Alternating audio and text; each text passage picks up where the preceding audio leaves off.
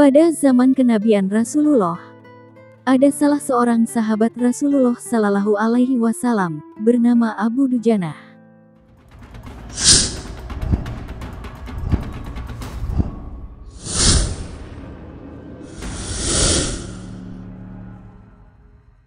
Dia seorang sahabat yang ketika selesai salat, selalu langsung pulang dengan tidak membaca doa.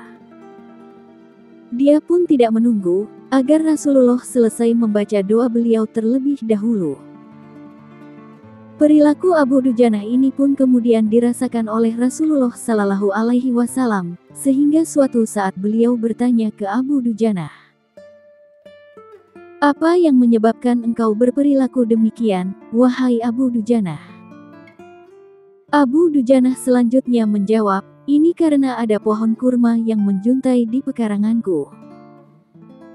Pohon ini bukan milikku, jadi aku buru-buru membersihkannya, dan kurma itu aku serahkan kepada pemiliknya, yakni tetanggaku. Aku melakukannya tanpa sedikit pun diberi dan mengharapkan imbalan.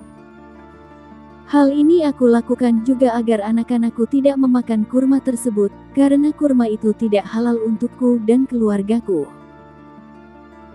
Tetapi, suatu ketika aku jumpai anakku sudah lebih dahulu bangun, dan kulihat dia tengah memakan kurma tersebut. Oleh karena itu, aku datangi anakku, dan lekas aku masukkan tanganku ke mulutnya agar bisa mengeluarkan kurma tersebut. Namun saking kencangnya, anakku menangis berlinangan air mata."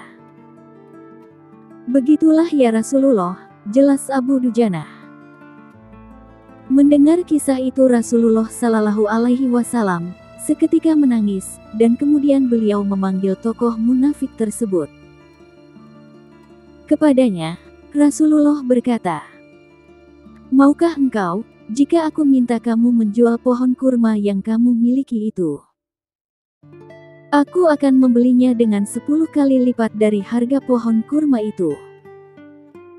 Pohonnya terbuat dari batu zamrud berwarna biru, disirami dengan emas merah, tangkainya dari mutiara putih.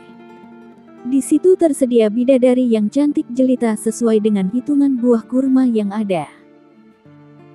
Begitu tawaran Nabi Sallallahu Alaihi Wasallam. Namun, lelaki yang dikenal sebagai seorang penjual yang munafik ini lantas menjawab dengan tegas, "Aku tak pernah berdagang dengan memakai sistem jatuh tempo. Aku tidak mau menjual apapun kecuali dengan uang kontan, dan tidak pakai janji." Di tengah proses itu, tiba-tiba Sayyidina Abu Bakar As-Siddiq radhiyallahu anhu datang.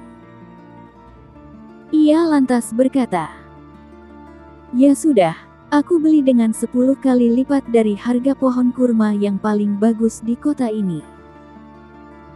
Mendengar ini, orang munafik tersebut berkata kegirangan, "Baiklah, aku jual pohon ini." Setelah sepakat, Abu Bakar segera menyerahkan pohon kurma kepada Abu Dujanah pada saat itu juga.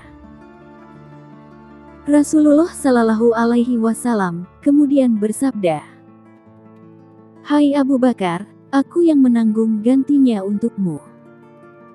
Mendengar sabda Nabi ini, Sayyidina Abu Bakar merespon dengan bergembira bukan main. Begitu pula Abu Dujanah. Si munafik berlalu berjalan mendatangi istrinya, lalu mengisahkan kisah yang baru saja terjadi pada hari itu. "Aku telah mendapat untung banyak hari ini. Aku mendapat 10 pohon kurma yang lebih bagus. Padahal kurma yang aku jual itu tidaklah berpindah, dan masih tetap di pekarangan rumahku. Aku tetap yang akan memakannya lebih dahulu, lalu buah-buahnya pun tidak akan pernah aku berikan kepada tetangga kita itu sedikit pun." Pada malam harinya, saat si munafik tidur terjadi peristiwa yang tak diduga. Pohon kurma yang berada di pekarangan rumah si munafik itu tiba-tiba berpindah posisi. Pohon kurma itu kini berdiri di atas tanah milik Abu Dujanah.